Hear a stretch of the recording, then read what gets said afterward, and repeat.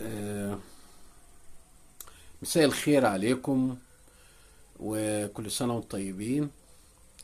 النهاردة جاي عشان أقول كلمة حق بالنسبة لبرنامج بركة رمضان. حقيقة يعني برنامج، يعني بصراحة في منتهى الجمال وهادي، والفنان سامح حسين قدمه بمنتهى الحكمة.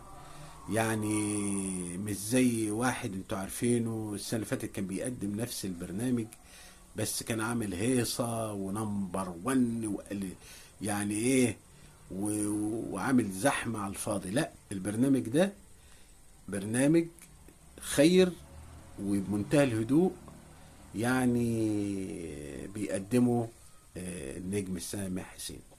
في حاجة كمان لفتت نظري في البرنامج، يعني خبايا كتير طلعها لنا الفنان سامح حسين من خلال البرنامج، وهو النجم الشهير الجارم. انت عارفين الجارم ده نجم الاتحاد في الثمانينات والسبعينيات وكده، يعني ده كان نجم ملوش حل، يعني نجم لعيب كبير. يعني لما كان بيلعب قدام الاهلي كان الاهلي بيترعب منه، كان عليه شوطه مره جاب جون في الاهلي، يعني خرم الشبكه.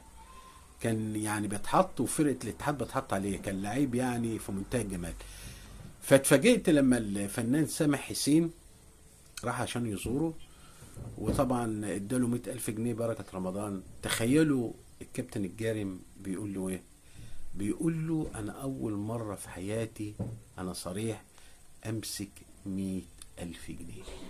تخيلوا الكابتن الجارم اللي كان بيصول ويجول في الملاعب ولاعيب ملوش حل، اول مرة يمسك 100,000 جنيه.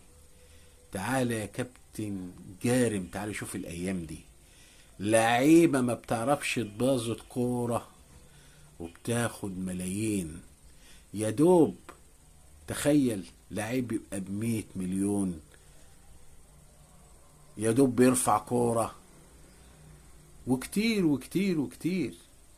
يعني البرنامج ده اكتشف لنا حاجات كتير ولعبة كتير. وثروت فرج كان برضه استضافه، كان لعيب ملوش حل، و3 سنين و8 سنين كان بيلعب في المنتخب.